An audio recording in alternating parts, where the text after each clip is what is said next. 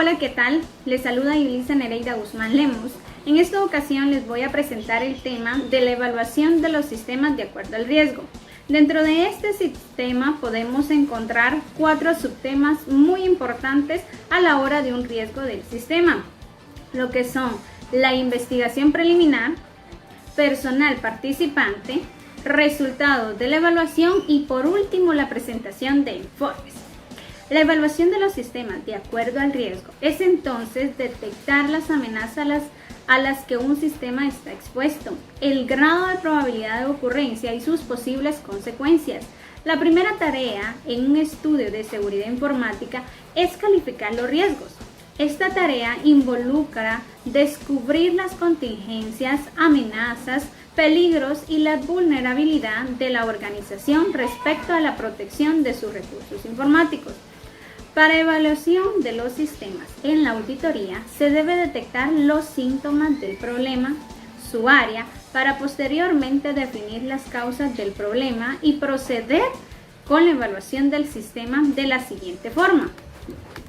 Definición del problema, estudio de factibilidad, diseño general y análisis del sistema, diseño del sistema, diseño detallado, implementación y desarrollo físico, pruebas del sistema, cambios y mejoras del sistema.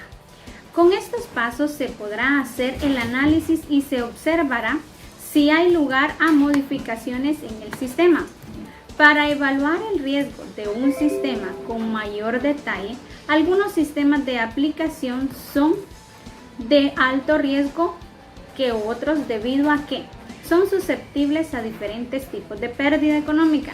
Las faltas pueden impactar grandemente en la organización, interfieren con otros sistemas y los errores generados permean a otros sistemas. Potencialidad, alto riesgo debido a daños en la competencia. Sistemas de tecnología de punta o avanzada.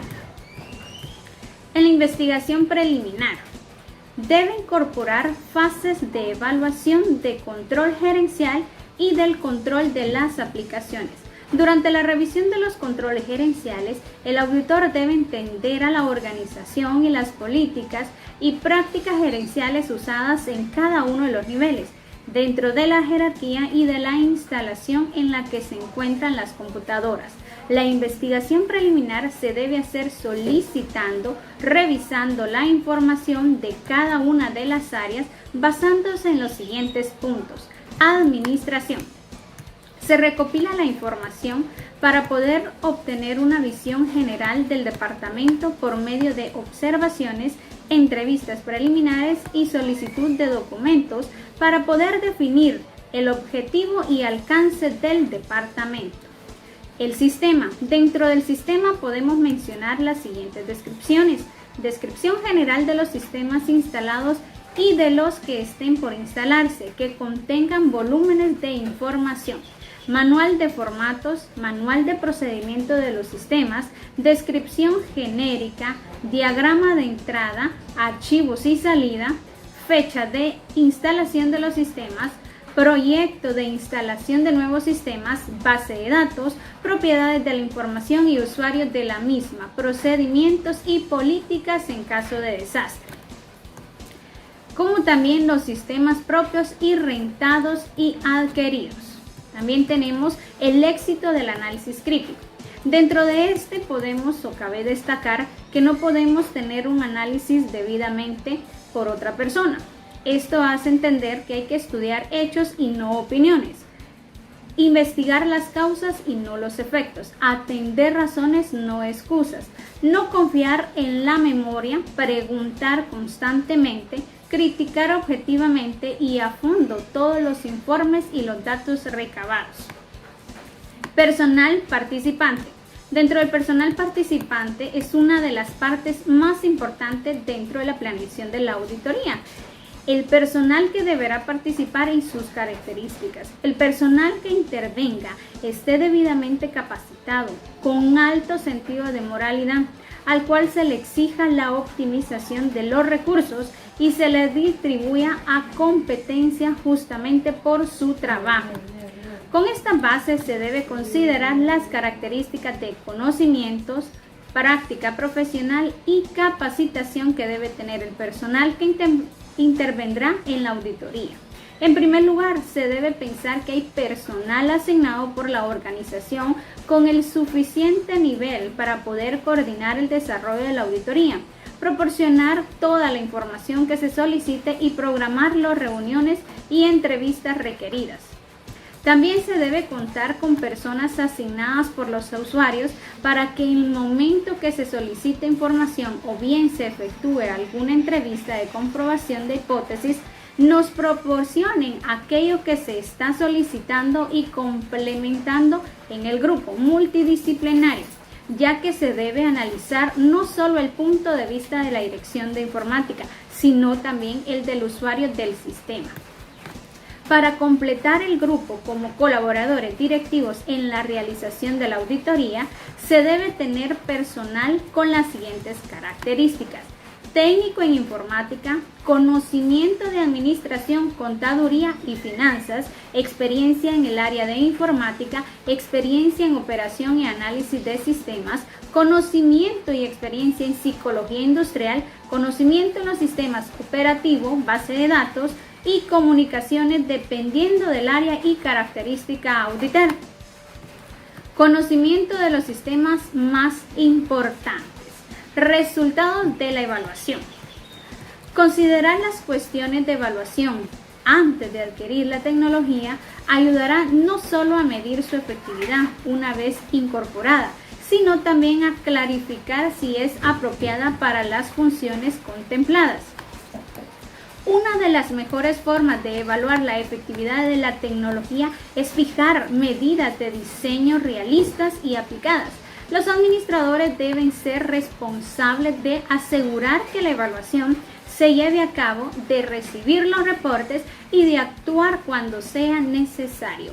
Una vez que los problemas son identificados, los resultados de la evaluación se pueden utilizar para plantear posibles soluciones en el ciclo de evaluación posteriormente a la realización de mejoras que se puedan utilizar una vez más la evaluación para determinar la efectividad de los cambios. Y por último tenemos lo que es la presentación de informes. La presentación de informes es una tarea típica de asesores o de aquellos a quienes en un momento dado se les ha encomendado una labor de asesoramiento. Este supone la presentación de reconocimientos ante los ejecutivos correspondientes. Parte importante de la responsabilidad que tiene el analista del sistema es transmitir de una manera eficaz la información que ha obtenido en sus investigaciones y que tiene que ver directamente con los problemas del sistema y procedimientos. Es necesario presentar el informe a la mayor brevedad posible para que la dirección pueda actuar con oportunidad. Un buen informe estimula acción e influye rotundamente en una decisión que se tome. El informe representa para el analista la conclusión de su actividad y para la dirección o en el caso del cliente, el aspecto más importante y útil de esta técnica. No debemos aceptar un estudio de sistemas total o parcial sin un informe. Toda actividad investigada, análisis y evaluación quedaría nula sin este vital elemento.